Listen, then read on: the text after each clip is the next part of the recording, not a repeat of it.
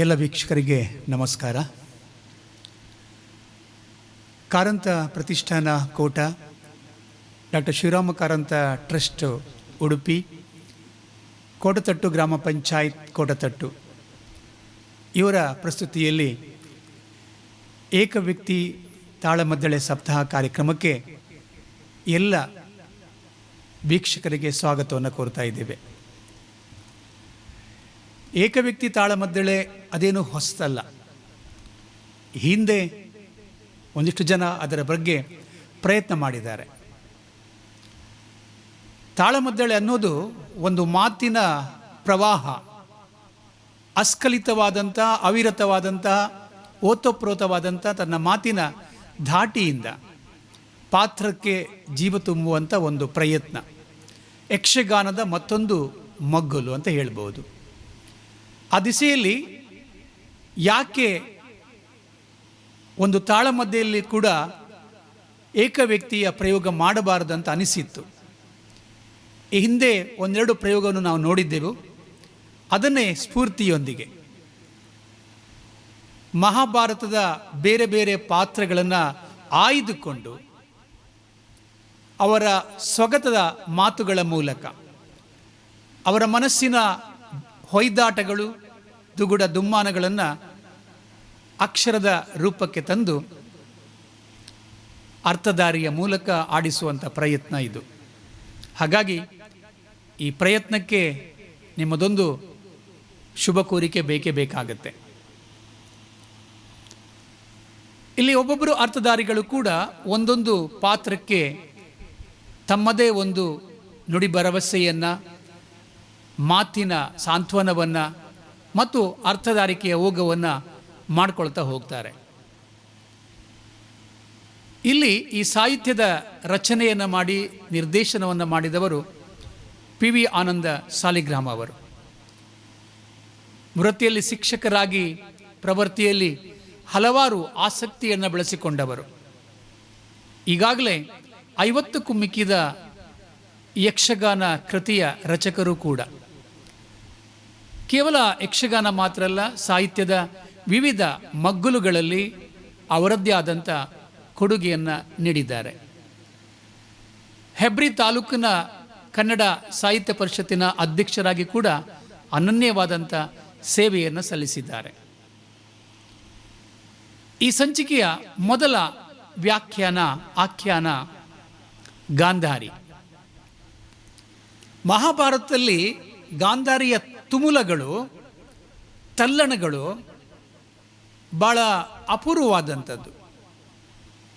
ನೀವೆಲ್ಲ ಗಮನಿಸಿಕೊಂಡಿದ್ದೀರಿ, ನೀವೆಲ್ಲ ನೋಡಿದ್ದೀರಿ. ಗಾಂಧಾರಿಯಲ್ಲಿ ಉಂಟಾಗುವಂಥ ಮನಸ್ಸಿನ ಒಂದು ಹೊಯ್ದಾಟ ಮತ್ತು ಅವಳು ಅನುಭವಿಸುವಂಥ ಬೇರೆ ಬೇರೆ ಮಗ್ಗುಲುಗಳ ದುಃಖ ಇರ್ಬೋದು, ನೋವು ಇರ್ಬೋದು, ಹತಾಶೆ ಇರ್ಬೋದು, ಆಕಾಂಕ್ಷೆಗಳು ಇರ್ಬೋದು. ಹಾಗಾಗಿ ಸ್ತ್ರೀ ಪಾತ್ರ ರೂಪದಲ್ಲಿ ಒಂದು ವಿಭಿನ್ನವಾದಂತಹ ಆಯಾಮವನ್ನು ನೀಡುವಂಥ ಪಾತ್ರ ಇದ್ದರೆ ಗಾಂಧಾರಿ. ಇವತ್ತು ಈ ಸಂಚಿಕೆಯಲ್ಲಿ ಗಾಂಧಾರಿಯ ಅರ್ಥಧಾರಿಯಾಗಿ ಶ್ರೀಮತಿ ಮಹಾಲಕ್ಷ್ಮಿ ಸೋಮಯಾಜಿಯವರು, ವಿವೇಕ ಬಾಲಕಿಯರ ಪ್ರೌಢಶಾಲೆಯ ಶಿಕ್ಷಕಿಯಾಗಿ ಸಾಹಿತ್ಯಿಕ ಸಾಂಸ್ಕೃತಿಕ ಚಟುವಟಿಕೆಯಲ್ಲಿ ತೊಡಗಿಸಿಕೊಂಡವರು. ಈ ಒಂದು ಪ್ರಸಂಗದ ಭಾಗವತರಾಗಿ ಪಂಚಮಿ ವೈದ್ಯ ಈಗಾಗಲೇ ಉದಯೋನ್ಮುಖ ಭಾಗವತಿಗೆ ಗುರುತಿಸಿಕೊಂಡವರು. ಚಂಡೆಯಲ್ಲಿ ಕೋಡಿ ಕನ್ಯಾಣದ ರಾಹುಲ್ ಕುಂದರ್ ಹಾಗೂ ಮದ್ದಳೆಯಲ್ಲಿ ಕೊಮೆಯ ರಾಹುಲ್ ಅವರು. ಈ ಸಂದರ್ಭದಲ್ಲಿ ವಿಶೇಷವಾಗಿ ನಾವು ವೆಂಕಟೇಶ ವೈದ್ಯರನ್ನು ಸ್ಮರಿಸಿಕೊಳ್ಬೇಕಾಗತ್ತೆ. ಈ ಒಂದು ಏಕ ವ್ಯಕ್ತಿ ತಾಳಮದ್ದಳೆಯ ಸರಣಿಯನ್ನು ಆರಂಭಿಸುವಾಗ ಅವರು ನೀಡಿದಂಥ ಸಲಹೆ, ಅವ್ರ ಜೊತೆಯಲ್ಲಿ ಶ್ರೀ ಪ್ರಸಾದ್ ಮೊಗಬೆಟ್ಟು ನೀಡಿದ ಸಲಹೆಯನ್ನು ಕೂಡ ನಾವಿಲ್ಲಿ ಸ್ಮರಿಸಿಕೊಳ್ತಾ ಇದ್ದೇವೆ. ಇದೀಗ ಏಕ ವ್ಯಕ್ತಿ ಸರಣಿಯ ಪ್ರಸಂಗ ಗಾಂಧಾರಿ. ಶ್ರೀ ಗುರುಗಣಾಧಿಪತಿಭ್ಯಾಂ ನಮಃ.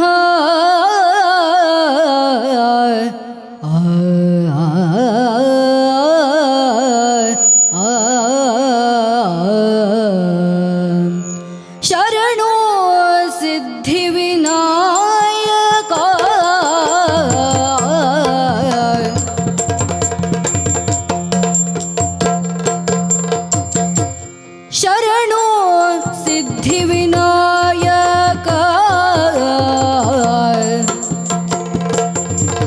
शरणो विद्याप्रदायक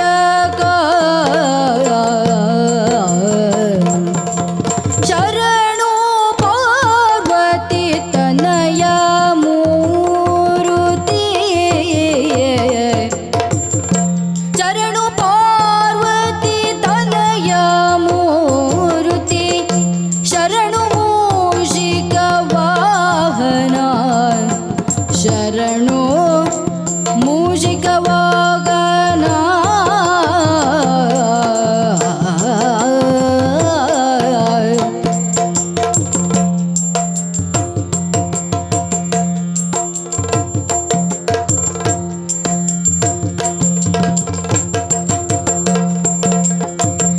शरणो पार्वती तनया मूर्ति शरणो मूषिक वाहना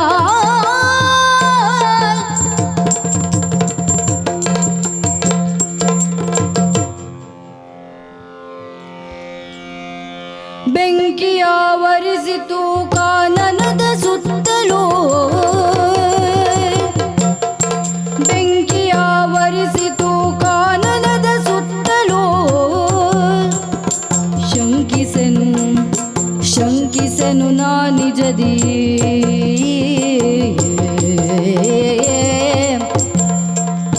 ಶಂಕಿಸೆನು ನಾ ನಿಜದಿ ಪತಿವ್ರತೆಯು ಅಹುದೋ ಶಂಕಿಸೆನು ನಾ ನಿಜದಿ ಪತಿವ್ರತೆಯು ಅಹುದೋ ಅಂಕೆ ಮೀರಿದ ವಿಧಿಯು ಗಣಿಸದೆನ್ನಯ ತ್ಯಾಗ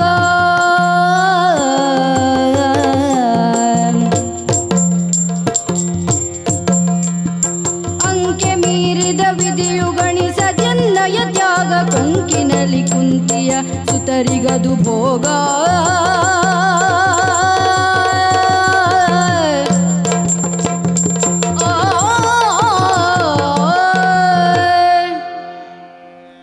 ಓಂ ನಮೋ ಭಗವತೆ ವಾಸುದೇವಾಯ. ದೇವ, ನಿನ್ನ ನಾಮಸ್ಮರಣೆಯೊಂದೇ ಈ ಘೋರಾರಣ್ಯದಲ್ಲಿ ಸಮಾಧಾನ ನೀಡುವ ದಿವ್ಯಾಸ್ತ್ರ, ಅದುವೇ ತಾರಕ ಮಂತ್ರ. ಬದುಕಿನ ಅಂತಿಮ ದಿನಗಳಲ್ಲಿ ಜೀವನ್ ಮುಕ್ತಿಯನ್ನು ಹೊಂದುವುದಕ್ಕಾಗಿ ಗೃಹಸ್ಥಾಶ್ರಮದ ಅನಂತರದ ವಾನಪ್ರಸ್ಥದಲ್ಲಿ ಇಂದು ನಾವಿದ್ದೇವೆ. ಇದಾದರೂ ಸೌಖ್ಯದಾಯಕವೇ ಸ್ವಾಮಿ? ಇಲ್ಲ, ದೇಹದಲ್ಲಿ ನಿಶ್ಶಕ್ತಿ ಹೆಚ್ಚುತ್ತಾ ಇದೆ. ದೃಢ ನಿರ್ಧಾರಗಳನ್ನು ತೆಗೆದುಕೊಳ್ಳಬೇಕಾದಂತಹ ಮನಸ್ಸು ಇಂದು ಚಂಚಲಗೊಳ್ಳುತ್ತಾ ಇದೆ. ಸಹಾಯಕ್ಕೆ ಸೇವಕರಿಲ್ಲ, ಎಲ್ಲವಕ್ಕೂ ನಾವು ನಾವೇ.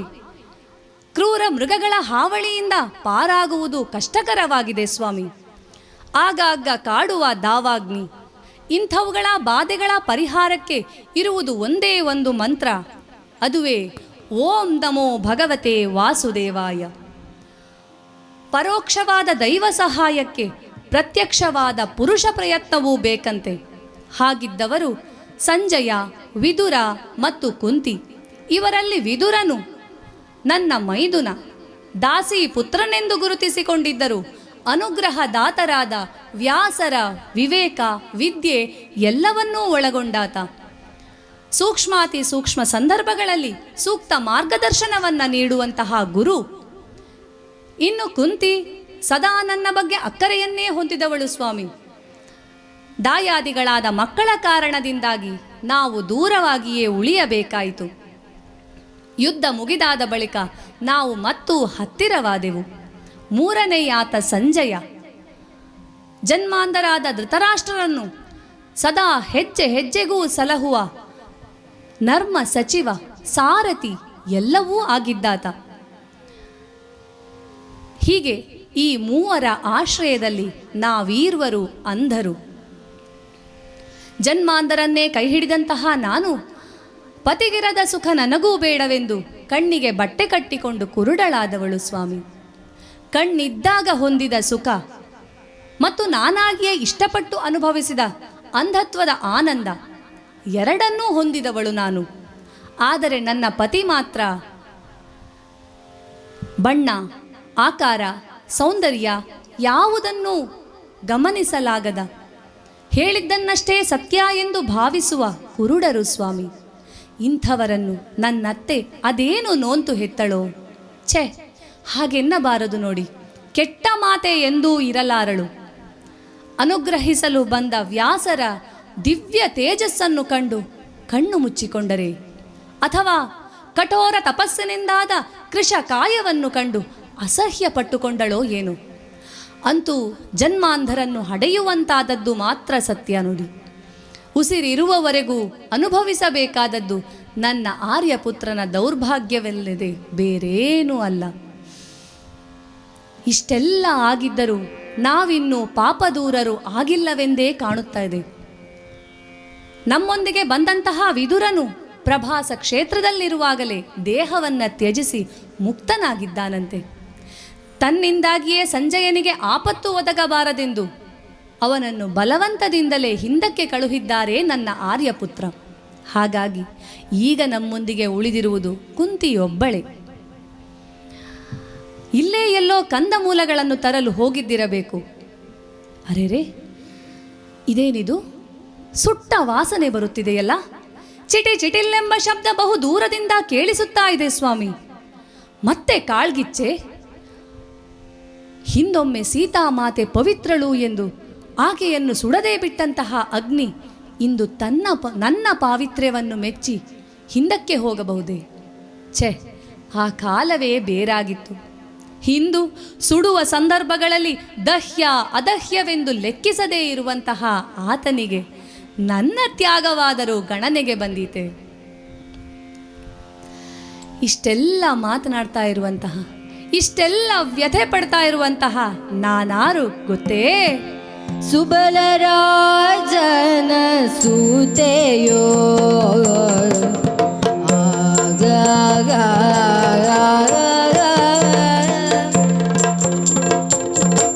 ಸುಬಲರಾಜನ ಸೂತೆಯೋ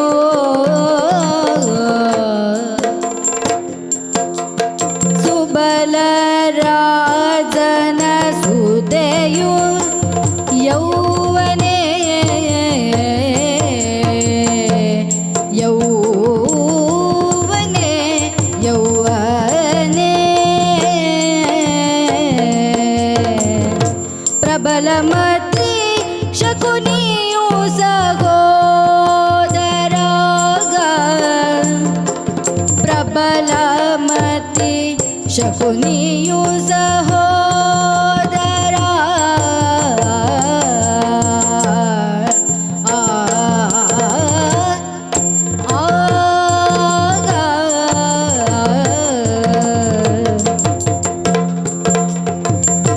ಅಬಲೆಯರು ದಶಾನುಜೆ ಜೊತೆಯಲ್ಲಿ ಅಬಲೆಯರು ದಶ ಅನುಜೆ ಜೊತೆಯಲ್ಲಿ ಗಾಂಧಾರಿಯೋ ಅಬಲೆಯರು ದಶ ಅನುಜೆ ಜೊತೆಯಲ್ಲಿ ಗಾಂಧಾರಿಯೋ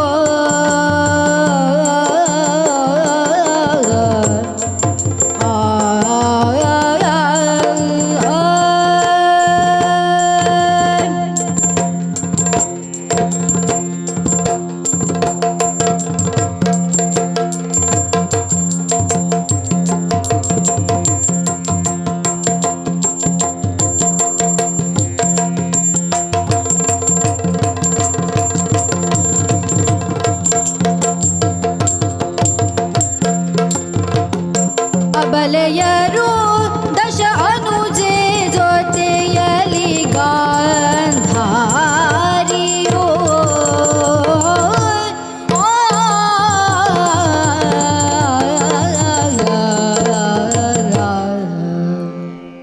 ಗಾಂಧಾರ ಎಂದೇ ಪ್ರಖ್ಯಾತವಾದಂತಹ ಊರು ನನ್ನದು ಸ್ವಾಮಿ. ಸಿಂಧೂ ದೇಶದ ದೊರೆ ಸುಬಲ ಪರಮ ಬಲಶಾಲಿಯಾದ ದೊರೆ.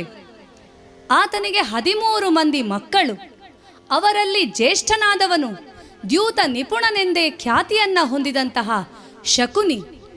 ಈತನ ಈ ಕೌಶಲವೇ ಮಹಾಭಾರತ ಸಮರಕ್ಕೆ ನಾಂದಿಯಾಯಿತೆ, ಅಥವಾ ಮರುಜೂಜಿನ ಚಾಪಲ್ಯವನ್ನು ಹೊಂದಿದಂತಹ ಧರ್ಮಜನ ದುರದೃಷ್ಟವೇ ಕಾರಣವಾಯಿತೆ.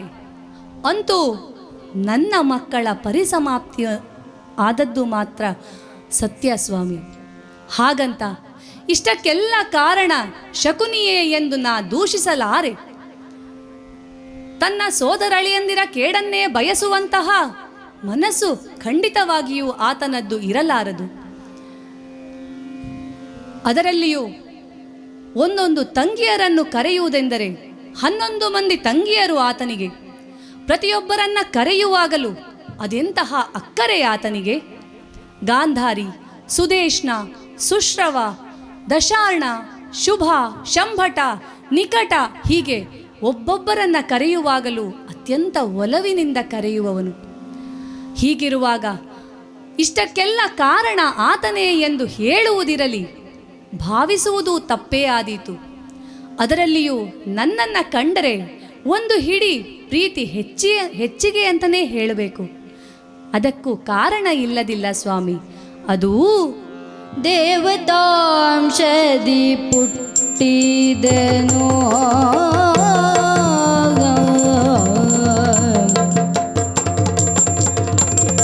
ದೇವತಾಂಶದಿ ಪುಟ್ಟಿದೆನೋ ದೇವತಾಂಶದಿ ಪುಟ್ಟಿದೆನೋ ನಿಜ ಶಿವನ ಆರಾಧನೆಯ ಮಾಡುತ್ತಾ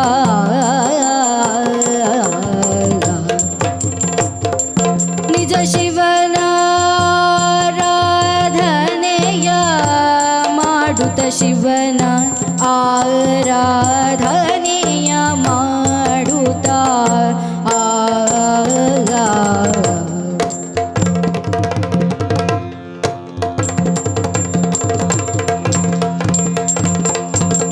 ಹವಣಿಸಲು ನೂರ್ಮಕ್ಕಳನು ವರದಿಂದ ಸುಗುಣೆ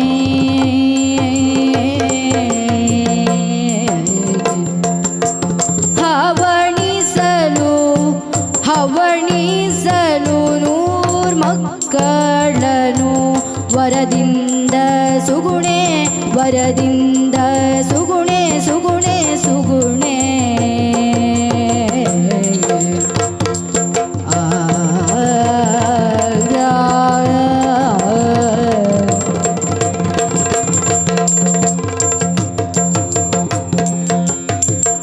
ಹವಣಿಸಲು ನೂರ್ಮಕ್ಕಳನು ವರದಿಂದ ಸುಗುಣೆ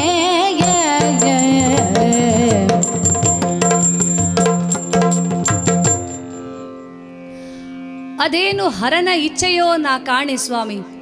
ನಾ ಹುಟ್ಟಿದಂತಹ ಸಂದರ್ಭದಲ್ಲಿ ಶುಭ ಅಶುಭದ ಶಕುನಗಳು ಎಲ್ಲೆಡೆ ವ್ಯಾಪಿಸಿದವಂತೆ. ಹಾಗಾಗಿ ಜನರೆಲ್ಲರೂ ಸಂಭ್ರಮ ಪಟ್ಟಂತೆಯೇ ತುಸು ವ್ಯಾಕುಲರೂ ಆಗಿದ್ದರಂತೆ.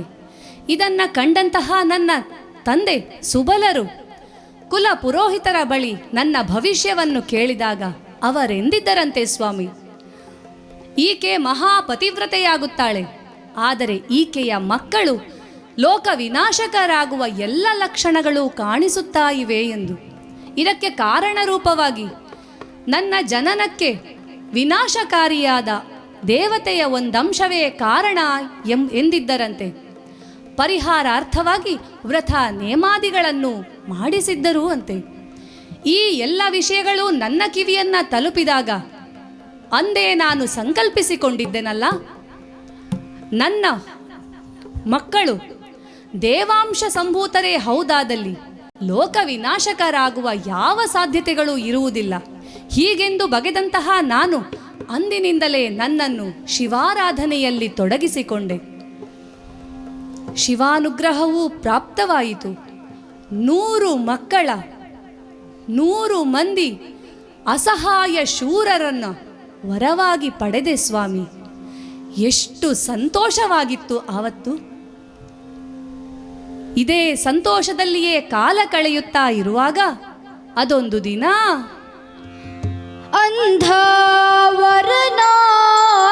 ಅಂಧವರನಾದರ್ಯೇನೋ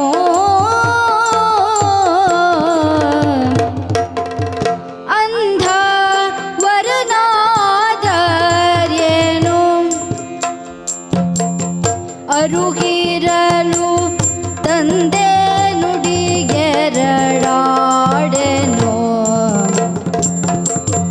ಅರುಗಿರಲು ತಂದೆ ನುಡಿಗೆರಡಾಡೆನೋ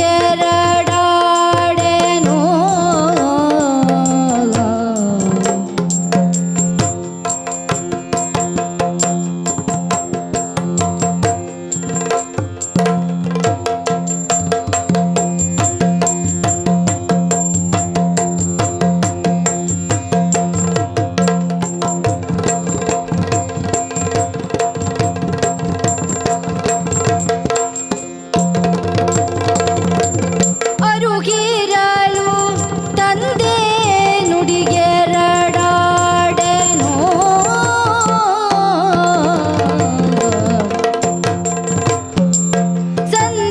ಸಂದೇಹವಿರದೆಲ್ಲರೂ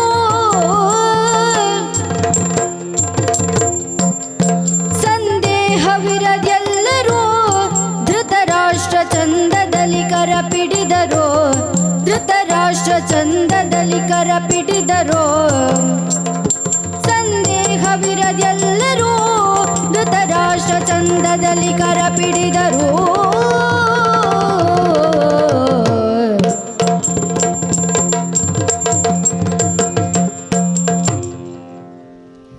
ಹೀಗೆಯೇ ಸಂತೋಷದಿಂದ ಕಾಲ ಕಳೆಯುತ್ತಾ ಇರುವಂತಹ ಸಂದರ್ಭದಲ್ಲಿ ಅದೊಂದು ದಿನ ಪಿತಾಮಹರು ನನ್ನ ಬಳಿ ಬಂದು ಹಸ್ತಿನಾವತಿಯ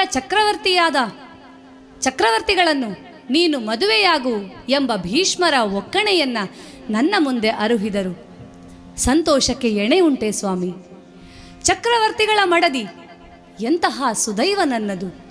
ಹೀಗೆಯೇ ಸಂತೋಷದಿಂದಲೇ ಸಂತೋಷ ಅನ್ನುವಂಥದ್ದು ಹೆಚ್ಚು ಕಾಲ ಉಳಿಯಲಿಲ್ಲ. ಚಕ್ರವರ್ತಿಗಳು ಕುರುಡರು ಎಂದರಿತ ಮೇಲೆ ಆ ಸಂತೋಷ ಮಾಯವಾಗಿತ್ತು ಸ್ವಾಮಿ. ನನ್ನಂತಹ ರೂಪವತಿ ಸೌಂದರ್ಯವತಿಯನ್ನ ಕೈ ಹಿಡಿದು ಕಾಣದೇ ಇರುವಂತಹ ಭಾಗ್ಯ ನನಗೋ ನನ್ನ ಸೌಂದರ್ಯವನ್ನ ಹೊಗಳಿದಾಗ ಆಗುವಂತಹ ಸಂತೋಷದ ಭಾಗ್ಯ ಎರಡೂ ಇಲ್ಲದಿರುವಾಗ ಇಂತಹ ದಾಂಪತ್ಯಕ್ಕೆ ಅರ್ಥ ಉಂಟೆ? ಹೀಗೆಂದೇ ತಂದೆಯ ಬಳಿ ಹೆದರಿಯೇ ಕೇಳಿದ್ದೆ. ಆಗ ಅವರೆಂದಿದ್ದರು, ಚಕ್ರವರ್ತಿಗಳು ಕುರುಡರಾದರೇನಂತೆ, ಅದು ಅವರೊಂದಿಗಿರುವಂತಹ ಭೀಷ್ಮ ಅಸಮಾನ ಶೂರರು. ಒಂದು ವೇಳೆ ನಾವು ಒಪ್ಪದೇ ಇದ್ದರೂ, ದಂಡೆತ್ತಿ ಬಂದಾದರೂ, ಯುದ್ಧ ಮಾಡಿಯಾದರೂ ನಿನ್ನನ್ನು ಮದುವೆಯಾಗಲು ಅವರು ಸಮರ್ಥರಿದ್ದಾರೆ. ಹೀಗೆಂದು ದೈನ್ಯದಿಂದ ತಂದೆ ನನ್ನೆದುರಲ್ಲಿ ನುಡಿದಾಗ ನಾನು ಮದುವೆಗೆ ಒಪ್ಪಿದ್ದೆ ಸ್ವಾಮಿ. ಇಷ್ಟಕ್ಕೆ ನಿಲ್ಲಲಿಲ್ಲ ನೋಡಿ. ಮದುಮಗಳು ನಾನು ಓರ್ವಳೇ ಅಲ್ಲ. ನನ್ನ ತಂಗಿಯಂದಿರೆಲ್ಲರೂ ನನ್ನೊಂದಿಗೆ ಸವತಿಯರಾಗಿ ಬರುತ್ತಾರೆ ಎಂದು ಕೇಳಿದಾಗ ಎಂತಹ ವಿಧಿ ನನ್ನದು. ಹರ ಹರ. ಗಂಡಾಗಿಲ್ಲದ ದರುಶನ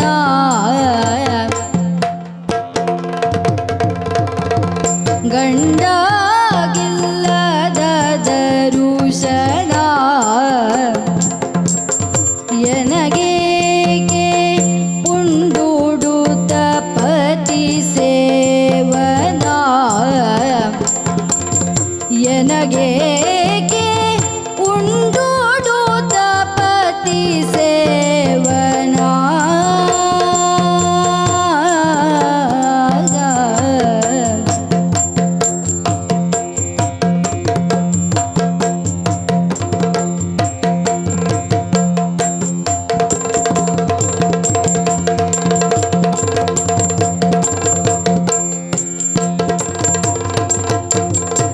ನನಗೆ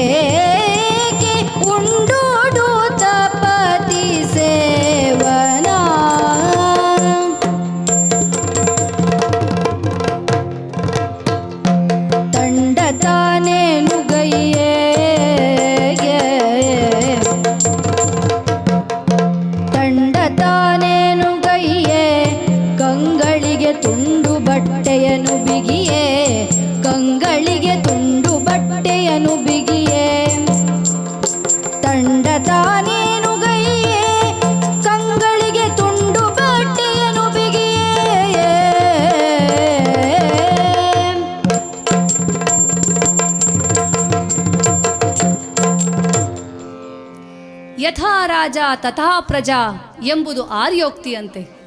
ಜನಸಾಮಾನ್ಯರಿಗೆ ಇಲ್ಲದಂತಹ ಕಟ್ಟಳೆ ನಮ್ಮಂಥವರಿಗೆ. ಆಚಾರ ವಿಚಾರಗಳಿಗೆ ದಾಸರಾಗಿ ಆಚರಿಸಬೇಕಾದದ್ದು ನಮ್ಮ ಧರ್ಮ ಎಂದೇ ಸಂಕಲ್ಪಿಸಿದಂತಹ ನಾನು ಒಂದು ತೀರ್ಮಾನಕ್ಕೆ ಬಂದಿದ್ದೆನಲ್ಲ. ಹೊರ ಪ್ರಪಂಚವನ್ನು ಕಂಡರಿಯದೇ ಇರುವಂತಹ ಪತಿ ಇರುವಾಗ ನಾನಾದರೂ ಎಲ್ಲವನ್ನೂ ಎಲ್ಲರನ್ನೂ ಕಾಣುವಂತಹ ಭಾಗ್ಯವನ್ನು ಹೊಂದುವುದು ತಪ್ಪು ಎಂದು ಪರಿಗಣಿಸಿ ಕಣ್ಣಿಗೆ ಬಟ್ಟೆ ಕಟ್ಟಿಕೊಂಡು ಕುರುಡಳಾದೆ ಸ್ವಾಮಿ. ಉಡುವುದಕ್ಕೂ ತೊಡುವುದಕ್ಕೂ ಕುರುಡಳೇ ಆಗಿ ಹೋದೆ, ಪರಾವಲಂಬಿಯೇ ಆಗಿ ಹೋದೆ. ಹೀಗೆ ಬಂದಂತಹ ಕುರುಡುತನ ಅಂತ್ಯದಲ್ಲಿ ನಾನೋರ್ವಳೇ ಉಳಿದು ಉಳಿದೆಲ್ಲರನ್ನ ನನ್ನಿಂದ ದೂರ ಮಾಡಿತೆ ಎಂದು ಒಮ್ಮೊಮ್ಮೆ ಅನಿಸುವುದೂ ಉಂಟು. ಅದೇನೇ ಇರಲಿ, ಆದರೂ ಪಾಂಡುವಿನ ಮದುವೆಯಾಗಿ ಮೊದಲಿಗೆ ಕುಂತಿ, ನಂತರದಲ್ಲಿ ಮಾದ್ರಿಯರು ಅರಮನೆ ಪ್ರವೇಶಿಸಿದಾಗ ಕಣ್ಣಿಂದ ಕಾಣಲಾಗದೇ ಇದ್ದರೂ ಕೈ ಹಿಡಿದು ಸಂತೋಷದಿಂದಲೇ ಬರಮಾಡಿಕೊಂಡಿದ್ದೆನಲ್ಲ. ಹೀಗೆ ಕಾಲ ಉರುಳುತ್ತಲೇ ಇತ್ತು. ನನ್ನ ಜನನಕ್ಕೆ ಕಾರಣವಾದಂತಹ ಅಮಂಗಲಕಾರಿ ದೇವತೆಯು ಯಾವುದಾದರೊಂದು ಅನಾಚಾರ ನನ್ನಿಂದ ಎಸಗುತ್ತಾಳೋ ಇದೇ ಹೆದರಿಕೆಯಲ್ಲಿರುವಾಗಲೇ ಅದೊಂದು ದಿನ ಪಾಂಡು ಬೇಟೆಗೆಂದು ತೆರಳಿದಂತಹ ಸಂದರ್ಭದಲ್ಲಿ ಆದ ಅಚಾತುರ್ಯದ ಕಾರಣದಿಂದಾಗಿ ಸಪತ್ನಿಕನಾಗಿ ಅರಣ್ಯವನ್ನೇ ಸೇರುವಂತಾಯಿತು. ಅಲ್ಲಿಂದಲೇ ಬಂದಿತಲ್ಲ ಒಂದು ಸುದ್ದಿ. ವರವ್ಯನಗಿರಲಾಗ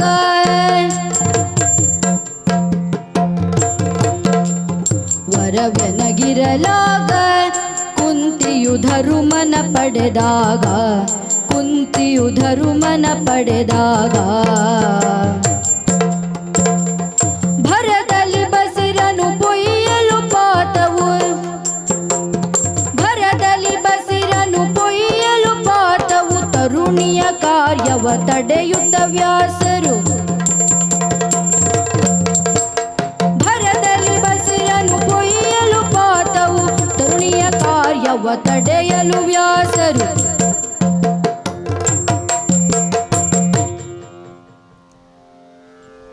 ಶಿವನ ಅನುಗ್ರಹದಿಂದ ಪ್ರಾಪ್ತವಾಗುವಂತಹ ಮಕ್ಕಳ ನಿರೀಕ್ಷೆಯಲ್ಲಿ ನಾನಿರುವಾಗಲೇ ಕಾಡಿನಿಂದ ಬಂದಂತಹ ಆ ಸುದ್ದಿ, ಕುಂತಿ ಪುತ್ರನನ್ನು ಹಡೆದಳು ಎಂಬ ಸುದ್ದಿ, ಔರಸ ಪುತ್ರ ಆತನಾದನಲ್ಲ ಎಂಬ ಅಸೂಯೆ ತುಂಬಿತ್ತಲ್ಲ ನನ್ನಲ್ಲಿ.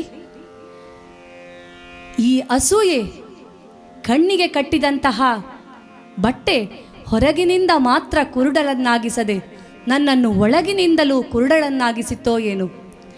ಇದೇ ಮತ್ಸರದ ಕಾರಣದಿಂದಾಗಿ ನಾ ಮಾಡಿದಂತಹ ಆ ಕಾರ್ಯ ಎಂಥವರು ಮೆಚ್ಚತಕ್ಕಂಥದ್ದಲ್ಲ ಸ್ವಾಮಿ.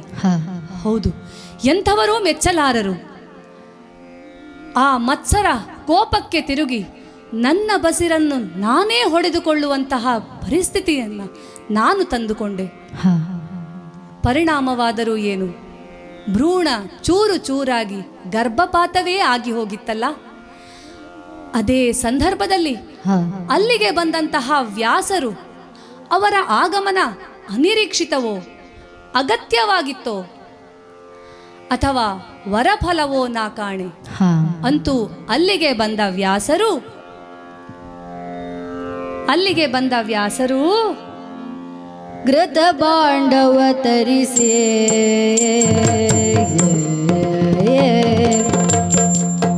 ಘೃತ ಬಾಂಡವ ತರಿಸಿ, ಘೃತ ಬಾಂಡವ ತರಿಸಿ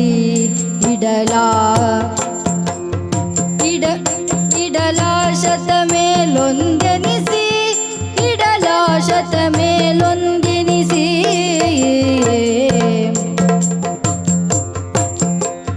ಗತಿಸಲು ವರುಷದ ಮೇಲೊಂದು ಋಷವು, ಗತಿಸಲು ವರುಷದ ಮೇಲೊಂದು ಋಷವು ಸತಿತಾಸುತೆ ಜೊತೆ ನೂರನು ಪಡೆಯಲು,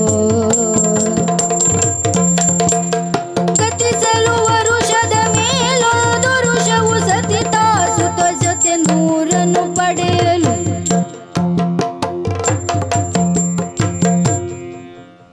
ಅಲ್ಲಿಗೆ ಬಂದಂತಹ ವ್ಯಾಸರು ಅವರಾಡಿದ ಮಾತುಗಳಿಂದ ನನ್ನ ತಪ್ಪಿನ ಅರಿವಾಗಿತ್ತು. ಆದರೂ ಕಾಲ ಮಿಂಚಿ ಹೋಗಿತ್ತಲ್ಲ. ಮಗು, ಎಂತಹ ಕೆಲಸ ಮಾಡಿಬಿಟ್ಟೆ. ಶಿವಾನುಗ್ರಹದಿಂದ ಪ್ರಾಪ್ತವಾಗುವಂತಹ ಕುರುವಂಶ ಪ್ರದೀಪಕರಾದಂತಹ ಮಕ್ಕಳನ್ನು ಹಡೆಯುವುದರಿಂದ ವಂಚಿತಳಾದೆಯಲ್ಲ. ಆದರೂ ಶಿವನ ವರ ಪ್ರಸಾದ ಎಂದ ಮೇಲೆ ಖಂಡಿತವಾಗಿಯೂ ಅದು ಸುಳ್ಳಾಗಲಾರದು. ಹೀಗೆಂದು ಹೇಳಿದವರೇ ತುಪ್ಪದ ಭಂಡಾರಗಳನ್ನು ತರಿಸಿದರು. ಚೂರಾಗಿದ್ದ ಒಂದೊಂದೇ ಚೂರನ್ನು ಎತ್ತಿಕೊಂಡು ಒಂದೊಂದು ಗಡಿಗೆಗಳಲ್ಲಿ ತುಪ್ಪದಲ್ಲಿ ಅದನ್ನು ಮಂತ್ರಿಸಿ ಇರಿಸುತ್ತಾ ಹೋದರು. ಹೀಗೆಯೇ 100 ಮಡಿಕೆಗಳಾದಾಗ ಉಳಿದ ಚೂರು, ಸಣ್ಣ ಪುಟ್ಟ ಚೂರುಗಳನ್ನೆಲ್ಲ ಒಗ್ಗೂಡಿಸಿ 101ನೆಯ ಗಡಿಗೆಯಲ್ಲಿ ಅದನ್ನು ಇರಿಸಿ ಹೇಳಿದ್ದರಲ್ಲ, ಮಗು, ಇನ್ನು ಕಾಯಬೇಕು, ದುಡುಕಬೇಡ. ಒಂದೊಂದು ಗಡಿಗೆಗಳಿಂದ ಒಂದೊಂದು ಮಕ್ಕಳ ಪ್ರಾಪ್ತವಾಗುವವರೆಗೆ ಕಾಯಬೇಕು, ದುಡುಕಬೇಡ ಎಂದು ಪರಿಪರಿಯಾಗಿ ಹೇಳಿ ಕೃತಕೃತ್ಯರಾದವರಂತೆ ಅಲ್ಲಿಂದ ನಿರ್ಗಮಿಸಿದ್ದರು. ಈಗ ನಾನು ತಪ್ಪು ಮಾಡಲಿಲ್ಲ, ಕಾದಿದ್ದೆ.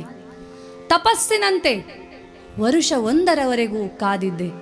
ನನ್ನ ತಪಸ್ಸಿನ ಫಲವಾಗಿಯೋ ಏನೋ ಅದೊಂದು ದಿನ ಒಂದು ಮಡಿಕೆಯಿಂದ ಒಂದು ಪುತ್ರನ ಜನನವಾದಾಗ ಅದೆಷ್ಟು ಸಂತೋಷಗೊಂಡಿದ್ದೆ ಸ್ವಾಮಿ ನಾನು. ಅದೇ ದಿನ ಕಾಡಿನಿಂದಲೂ ಒಂದು ಸುದ್ದಿ ಬಂದಿತ್ತಲ್ಲ, ಕುಂತಿ ಇನ್ನೋರ್ವ ಪುತ್ರನನ್ನು ಹಡೆದಳು ಎಂಬುದಾಗಿ. ಹೀಗೆಯೇ ಮುಂದಿನ ದಿನಗಳಲ್ಲಿ 99 ಮಡಿಕೆಗಳಿಂದ 99 ಪುತ್ರರನ್ನು ಪಡೆದುಕೊಂಡೆ. ಆ 101ನೆಯ ಗಡಿಗೆಯಿಂದ ಒಂದು ಹೆಣ್ಣು ಶಿಶು ಜನನವಾದಾಗ ನಾನು ಶತಪುತ್ರವತಿಯಾದೆನೆಂದು ಸಂಭ್ರಮ ಪಟ್ಟಿದ್ದೆನಲ್ಲ. ಅದೇ ಸಂಭ್ರಮ ಇನ್ನೂ ಮುಂದುವರಿಯುತ್ತಾ ಹೋಗಿದ್ದರೆ ನಾನು ದೈವಾಂಶ ಸಂಭೂತೆ ಎಂದೇ ಭಾವಿಸಬಹುದಾಗಿತ್ತೋ ಏನು. ಆದರೆ ಮಕ್ಕಳಾಟ ಕೇಳಿಯರಿತೋ ಮುದವಗೊಂಡಳೋ.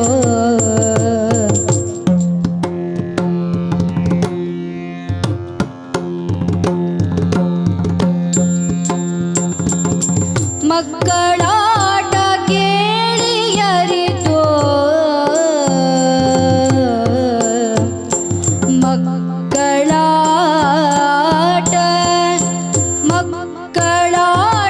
ಕೇಳಿಯರಿತೋ ಮುದವಗೊಂಡಳೋ ಮುದವಗೊಂಡಳೋ.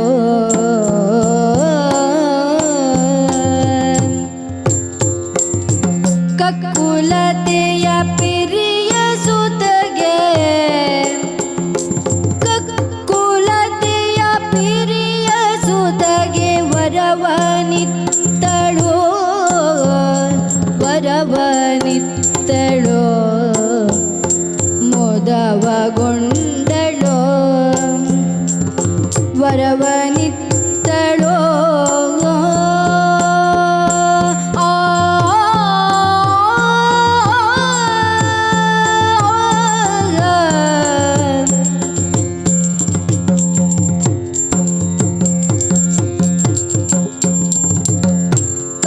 ಕುಲತೆಯ ಪಿರಿಯ ಸುತಗೆ ವರವನಿತ್ತಳೋ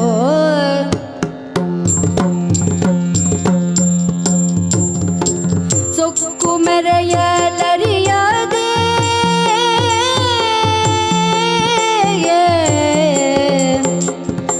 ಸೊಕ್ಕು ಮೆರೆಯಲರಿಯದೆ ನಿಜ ಕುರುಡಿಯಾದಳು.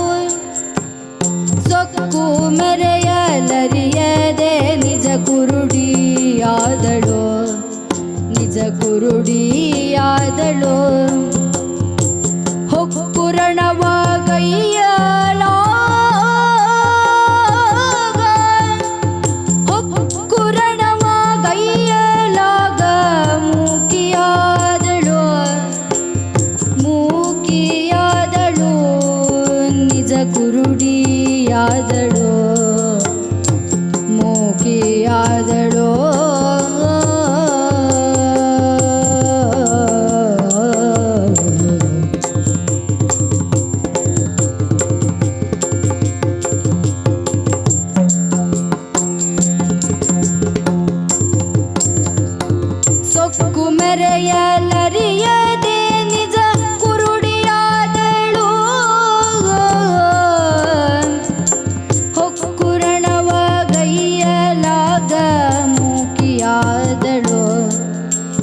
ಕುರುಡಿಯಾದಳು ಮೂಗಿಯಾದಳು.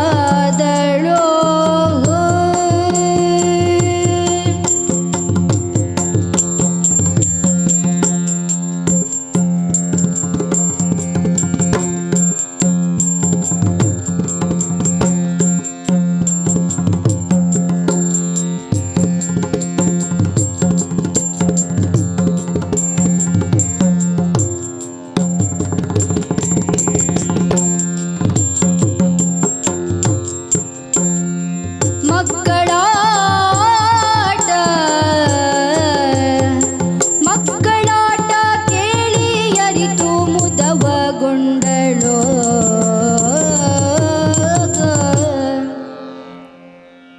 ಆದರೆ ಪಾಂಡುವಿನ ಮಕ್ಕಳ ಶೌರ್ಯ ಸಾಹಸಗಳನ್ನು ಕಂಡಂತಹ ದುರ್ಯೋಧನನು ಅವರನ್ನು ನಿಗ್ರಹಿಸಲು ಹೊರಟಾಗ ಲೋಕದ ಕಣ್ಣಿಗೆ ದುಷ್ಟನೇ ಎನಿಸಿಕೊಂಡ. ಇದೆಲ್ಲ ನೋಡ್ತಾ ಇರುವಂತಹ ನನ್ನಲ್ಲಿ ಅನಿಸಿದ್ದು ನಾನು ಅಮಂಗಲಕಾರಿ ದೇವತೆಯ ಅಂಶ ಹೌದೋ ಎಂಬಂತೆ. ನನ್ನ ಗರ್ಭಪಾತಕ್ಕೆ ಕಾರಣವಾದಂತಹ ಮತ್ಸರ ನನ್ನ ಮಕ್ಕಳಲ್ಲಿಯೂ ಕಂಡಾಗ ನಾನು ಅಮಂಗಲಕಾರಿ ದೇವತೆಯ ಅಂಶವೆಂದೇ ಖಚಿತವಾಯಿತು. ಹಾಗಾಗಿ ನನ್ನ ಪುತ್ರನಿಗೆ ದುರ್ಯೋಧನನಿಗೆ ಯಾವುದೇ ಕೆಡುಕಾಗಬಾರದು ಎನಿಸಿದ್ದು ಸಹಜವಾದಂತಹ ನನ್ನ ಮಾತೃ ಹೃದಯವೇ ಆಗಿತ್ತು. ಹಾಗಾಗಿ ಅದೊಂದು ದಿನ ಅವನಲ್ಲಿ ನನ್ನ ಎದುರಲ್ಲಿ ಬತ್ತಲೆಯಾಗಿ ಪ್ರಕಟಗೊಳ್ಳುವಂತೆ ಹೇಳಿದ್ದೆ ಸ್ವಾಮಿ.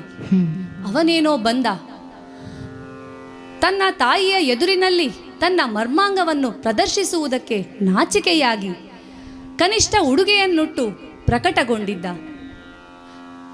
ಆ ಹೊತ್ತಿನವರೆಗೂ ಕಣ್ಣಿಗೆ ಬಟ್ಟೆ ಕಟ್ಟಿಕೊಂಡು ಪತಿವ್ರತೆಯಾದಂತಹ ನನ್ನ ದೃಷ್ಟಿ ಮಾತ್ರದಿಂದ ಆತ ವಜ್ರಕಾಯನೆನಿಸಿಕೊಂಡ. ಆದರೆ ಅವನ ದುರದೃಷ್ಟವೋ, ವಿಧಿಯೇ ಹಾಗಿತ್ತೋ, ಯಾರಿಗೂ ಇದು ಗೊತ್ತಾಗಬಾರದು ಎಂದೇ ನಾವು ಭಾವಿಸಿಕೊಂಡಿದ್ದೆವು. ಹೀಗೆ ವಜ್ರಕಾಯನಾದಂತಹ ದುರ್ಯೋಧನ ಅಸಮ ಶೂರ, ಮೊದಲೇ ಶೂರ, ಅದರಲ್ಲಿಯೂ ಈಗ ವಜ್ರಕಾಯನಾದ ಮೇಲೆ ಗದಾಯುದ್ಧದಲ್ಲಿ ಅಜೇಯನೆನಿಸಿಕೊಂಡ. ಹೀಗೆ ಮುಂದುವರಿಯುತ್ತಾ ಆತ ಎಲ್ಲ ಯುದ್ಧಗಳಲ್ಲಿಯೂ ಜಯಶಾಲಿಯಾಗುತ್ತಾನೆ ಎಂದೇ ಭಾವಿಸಿದವಳು ನಾನು ಸ್ವಾಮಿ. ಆದರೆ ಅದೇನಾಯಿತೆಂದರೆ, ಕುರುವಂಶ ವೃಕ್ಷಗಳ ಕಡಿದು ಬೀಳಲು ಧರೆಗೆ,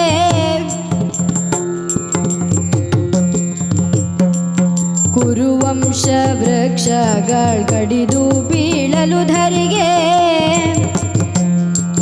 ಸರಸಿ ಜಾಂಬಕಿ ಮರುಗಿರಣದೆ, ಸರಸಿ ಜಾಂಬಕಿ ಮರುಗಿರಣದೆ, ಕುರುಕುಲಾರ್ಕನೆ ಸಂಧಿ ಮಾಡೆಂದು ಪೇಳಲು,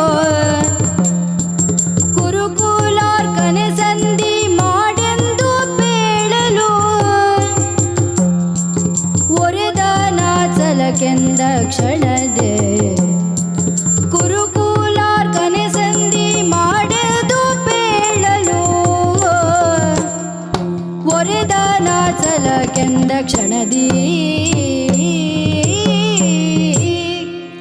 ಹೀಗೆ ಮತ್ಸರದಿಂದ ತುಂಬಿದಂತಹ ದುರ್ಯೋಧನ ನನ್ನ ಬುದ್ಧಿಯ ಮಾತುಗಳನ್ನು ನಿರ್ಲಕ್ಷಿಸಿದಾಗ ನನಗಾದ ಸಂಕಟವಾದರೂ ಎಂತಹುದು. ಕಡೆಯದಾಗಿ ರಾಜ್ಯವನ್ನು ಗಳಿಸುವುದಕ್ಕಾಗಿ ಯುದ್ಧವನ್ನೇ ಆಶ್ರಯಿಸಿಬಿಟ್ಟ. ಕೃಷ್ಣನ ಬೆಂಬಲವನ್ನು ಪಡೆದಂತಹ ಪಾಂಡವರು ಜಯಶಾಲಿಗಳಾಗುತ್ತಲೇ ಹೋದರು. 17 ದಿನ ಯುದ್ಧ ಸಮಾಪ್ತಿಯಾಗುವಾಗ ಶೂರಾದಿ ಶೂರರೆಲ್ಲ ನೆಲಕಚ್ಚಿದ್ದರು, ನನ್ನ 99 ಮಕ್ಕಳನ್ನೂ ಸೇರಿ ಸ್ವಾಮಿ. ಇಂತಹ ಸಂದರ್ಭದಲ್ಲಿ ನಾವೀರ್ವರು ಅಂದರು ರಣರಂಗ ಪ್ರವೇಶಿಸಬೇಕಾಯಿತು. ಅಲ್ಲಿ ಹೋಗಿ ಆತನಲ್ಲಿ ಬೇಡಿಕೊಂಡಿದ್ದೆವಲ್ಲ, ನೀನೊಬ್ಬ ಉಳಿದರೆ ಉಳಿದ ಪುತ್ರರು ಇದ್ದಂತೆ ಭಾಸವಾಗಿ ನೆಮ್ಮದಿಯಿಂದ ಕಾಲ ಕಳೆಯುತ್ತೇವೆ. ಈಗಲಾದರೂ ಸಂಧಿಗೆ ಒಪ್ಪಿಕೋ ಎಂಬುದಾಗಿ ಯುಧಿಷ್ಠಿರ ಸಂಧಿಗೆ ಈಗಲೂ ಒಪ್ಪುತ್ತಾನೆ ಎಂದೆಲ್ಲ ಪರಿಪರಿಯಾಗಿ ಆತನನ್ನು ಕೇಳಿದ್ದೂ ಆಗಿತ್ತು. ಆದರೆ ಆತನಾಡಿದ ಮಾತು ಎಂತಹ ಹಠ ಅವನದ್ದು.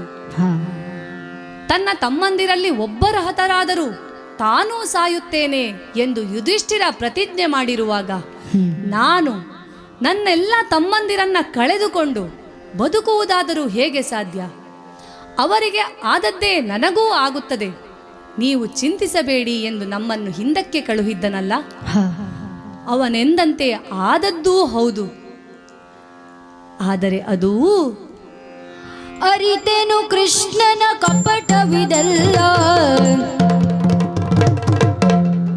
ಅರಿತೆನು ಕೃಷ್ಣನ ಕಪಟವಿದೆಲ್ಲ, ಕುರುಕುಲ ಕಳಿವಾಯ್ತು, ಕುರುಕುಲ ಕಳಿವಾಯ್ತು. ಸರಿಯಾಗಿ ದಶದ 6ನೇ ವರುಷಕ್ಕೆ ಧರರಣ ಕೊನೆಯಾಯ್ತು.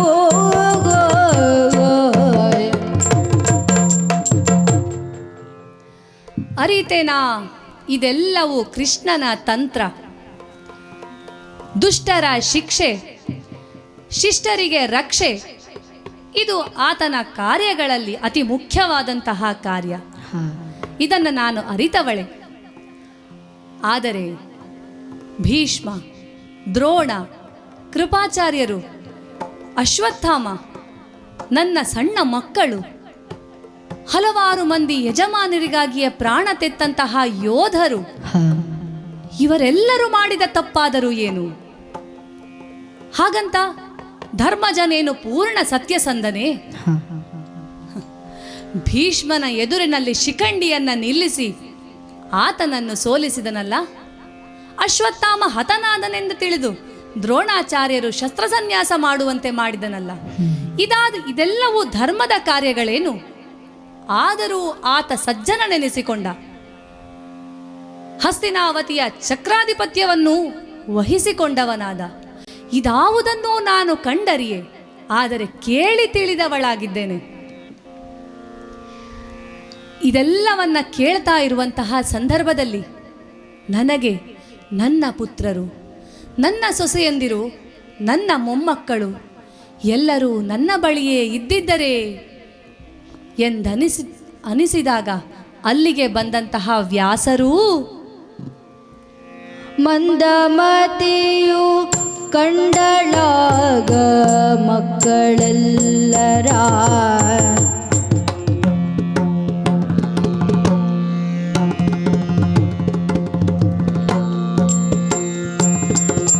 ಮಂದಮತಿಯು ಕಂಡಳಾಗ ಕಂಡಳಾಗ ಮಕ್ಕಳೆಲ್ಲರ, ಮಂದಮತಿಯು ಕಂಡಳಾಗ ಮಕ್ಕಳೆಲ್ಲರ, ಚಂದದಿಂದ ಗಂಗೆ ಕರುಣೆ ಮಹಿಮೆ ವ್ಯಾಸರ, ಚಂದದಿಂದ ಗಂಗೆ ಕರುಣೆ ಮಹಿಮ ವ್ಯಾಸರ, ಮಹಿಮ ವ್ಯಾಸರ. ಮಂದಮತಿಯು ಕಂಡಳಾಗ ಮಕ್ಕಳೆಲ್ಲರ, ಚಂದದಿಂದ ಗಂಗೆ ಕರುಣೆ ಮಹಿಮ ವ್ಯಾಸರ, ಚಂದದಿಂದ ಗಂಗೆ ಕರುಣೆ ಮಹಿಮ ವ್ಯಾಸರ.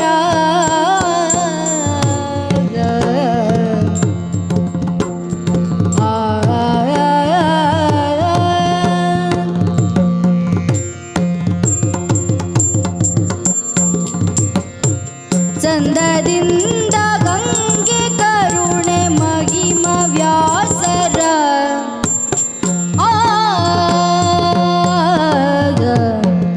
ಅಂದು ಭೀಮನೊರೆದ ಜಾತ ದುಷ್ಟ ಗುಣಗಳ, ಅಂದು ಭೀಮನೊರೆದ ಜಾತ ದುಷ್ಟ ಗುಣಗಳ, ಕುಂದದ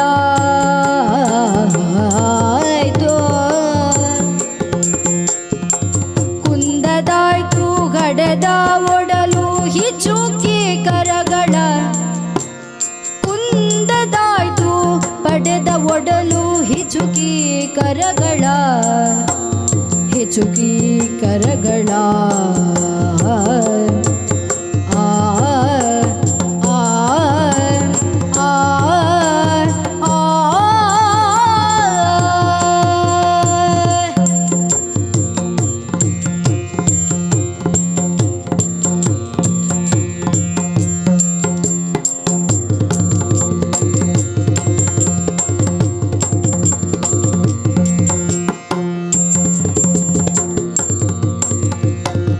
ಅಂದು ಭೀಮ ನೊರೆದ ಜಾತ ದುಷ್ಟ ಗುಣಗಳ ಅಂದು ಭೀಮ ನೊರೆದ ಜಾತ ದುಷ್ಟ ಗುಣಗಳ ಕುಂದದಾಯ್ತು ಹಡೆದ ಒಡಲು ಹಿಚುಕಿ ಕರಗಳ ಕುಂದದಾಯ್ತು ಹಡೆದ ಒಡಲು ಹಿಚುಕಿ ಕರಗಳ ಹಿಚುಕಿ ಕರಗಳ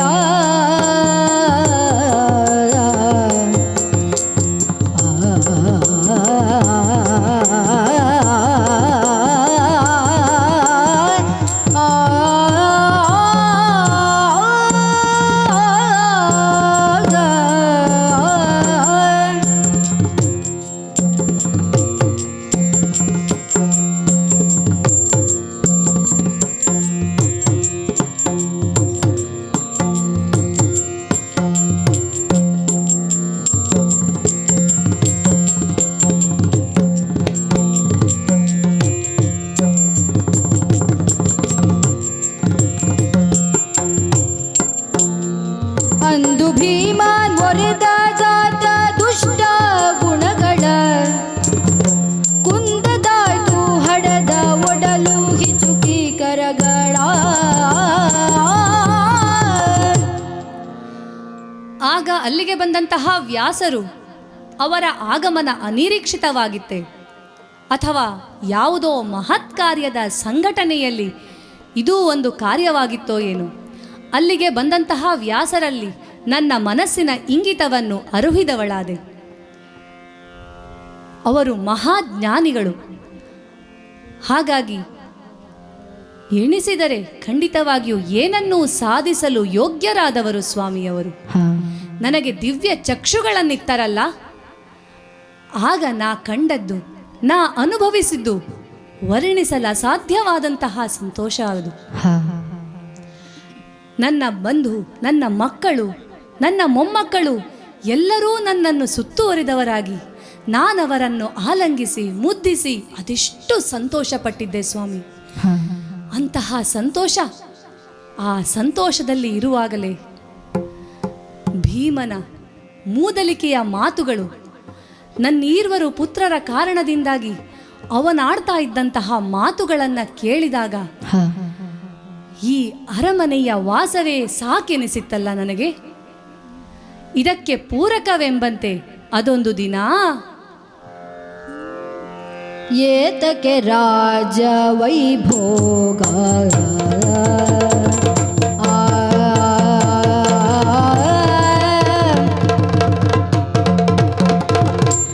ಏತಕ್ಕೆ ರಾಜ ವೈಭೋಗ ಇನ್ನು ಸಾರ್ಥಕ ನಿಮಗೆ ಸಾರ್ಥಕ ಯಮಗೆ ಕಾನನ ಯೋಗ ಇನ್ನು ಸಾರ್ಥಕ ಯಮಗೆ ಕಾನನ ಯೋಗ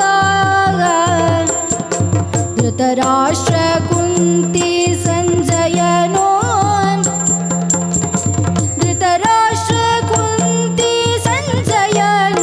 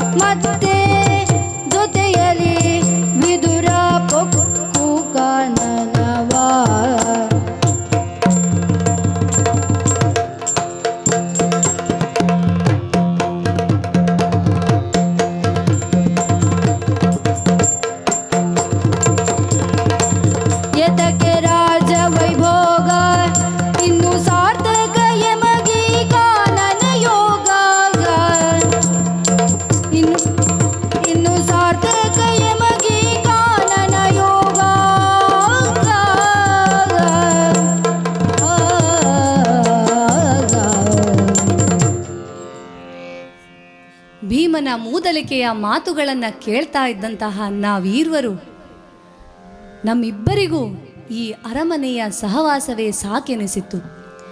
ಆಗ ಧೃತರಾಷ್ಟ್ರರು ಒಂದು ತೀರ್ಮಾನವನ್ನು ಕೈಗೊಂಡರಲ್ಲ, ಸಾಕು ಸಾಕಿ ಅರಮನೆಯ ವಾಸ, ಇನ್ನು ವಾನಪ್ರಸ್ಥಕ್ಕೆ ನಡೆಯೋಣವಂತೆ ಎಂದು ತಮ್ಮ ತೀರ್ಮಾನವನ್ನು ಪ್ರಕಟಿಸಿದಾಗ ನಮ್ಮ ಜೊತೆಗೂಡಿದವರು ಕುಂತಿ, ಸದಾ ಸಹವರ್ತಿಯಾದಂತಹ ಸಂಜಯ ಮತ್ತು ವಿದುರನು ತಾನೂ ಬರುತ್ತೇನೆ ಎಂದಾಗ ಎಲ್ಲರೂ ಒಟ್ಟಾಗಿ ಕಾನನವನ್ನು ಪ್ರವೇಶಿಸಿದ್ದಾಯಿತು. ಇಂತಹ ಹೊತ್ತಲ್ಲಿ ಈ ಎಲ್ಲ ಹಳೆಯ ನೆನಪುಗಳನ್ನು ನೆನಪು ಮಾಡಿಕೊಂಡೆ. ಈ ಹಾಳು ಹಳೆಯ ನೆನಪುಗಳ ಮಧ್ಯದಲ್ಲಿ ಬೆಂಕಿ ನನ್ನನ್ನು ಆವರಿಸಿದ್ದೇ ತಿಳಿಯಲಿಲ್ಲವಲ್ಲ. ಛೇ, ಈಗ ನನಗಾರುಗತಿ, ನನ್ನಂತ್ಯ ಈಗಲೇ ಇರಬೇಕು. ಹಾಗಾಗಿ ಹರ ಹರ ನಾ ಕೆಡುಕಿಯಾಗಿರುವೆ,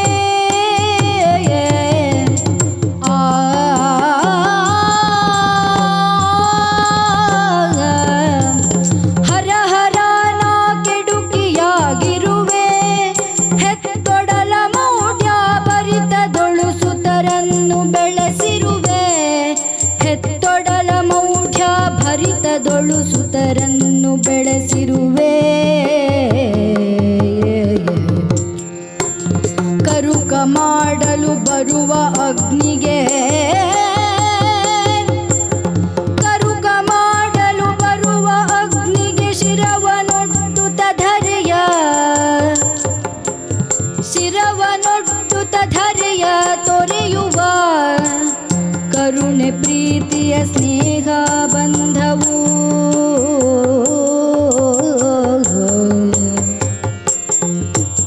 ಕರುಣೆ ಪ್ರೀತಿಯ ಸ್ನೇಹ ಬಂಧವೋ ತರಳರಿಗೆ ನಿಜ ಬಾಳ ಜನುವೆ.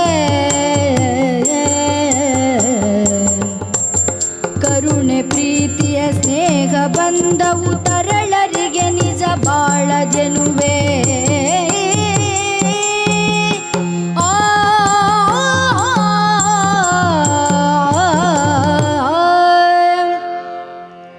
ಹರಹರ ಬೆಂಕಿ ಆವರಿಸುತ್ತಾ ಇದೆ. ನನ್ನ ಅಂತ್ಯ ಈಗೋ ಇನ್ನೊಂದು ಕ್ಷಣಕ್ಕೋ ಎನ್ನುವಂತಹ ಸಂದರ್ಭದಲ್ಲಿ ನನಗೆ ಕೆಲವು ವಿಚಾರಗಳು ಅರಿವಿಗೆ ಬರುತ್ತಾ ಇದೆ. ಹೆತ್ತೊಡಲ ಪ್ರೀತಿಯಿಂದ ಮಕ್ಕಳನ್ನು ಬೆಳೆಸಿದರೆ ಅದರ ಪ್ರಾಯಶ್ಚಿತ್ತ ಇವತ್ತು ನಾನು ಕಾಣುತ್ತಾ ಇದ್ದೇನೆ. ಅತಿಯಾದ ಮಮತೆಯನ್ನು ಕೊಟ್ಟು ಮಕ್ಕಳನ್ನು ಬೆಳೆಸಿದರೆ ಅವರೇನಾಗುತ್ತಾರೆ ಎಂಬುದಕ್ಕೆ ನನ್ನ ಮಕ್ಕಳೇ ಸಾಕ್ಷಿ. ಅಕ್ಕರೆ, ಮಮತೆ, ಪ್ರೀತಿ, ಕರುಣೆಗಳೇ ಮುಖ್ಯ ಎಂದು ನಾ ಬೆಳೆಸಿದ್ದೇ ಹೌದಾದಲ್ಲಿ ಇವತ್ತು ಈ ರೀತಿಯ ನನ್ನ ಅಂತ್ಯವನ್ನು ನಾನು ಬರಮಾಡಿಕೊಳ್ಳುತ್ತಿದ್ದೇನೆ? ಖಂಡಿತವಾಗಿಯೂ ಇಲ್ಲ.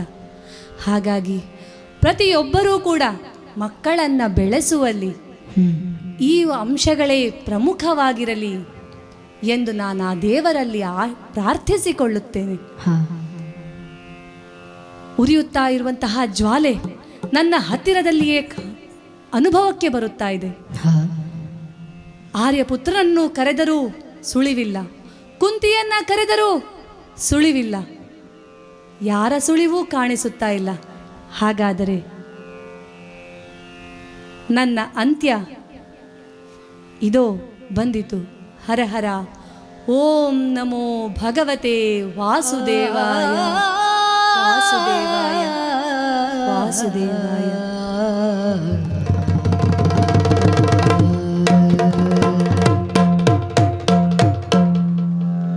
ಆದಿದೇವ ಸಕಲಾಗಮ ಪೂಜಿತ ಯಾದವ ಕುಲ ಮೋಹನ ರೂಪ, ವೇದೋದ್ಧಾರಕ ತಿರುಪತಿ ವೆಂಕಟ ವೇಣುನಾಥ ಪ್ರಿಯ ನಮೋ ನಮೋ. ನಾರಾಯಣ ತೇ ನಮೋ ನಮೋ. ಭವನಾರದ ಸನ್ನುತ ನಮೋ ನಮೋ. ತಾತ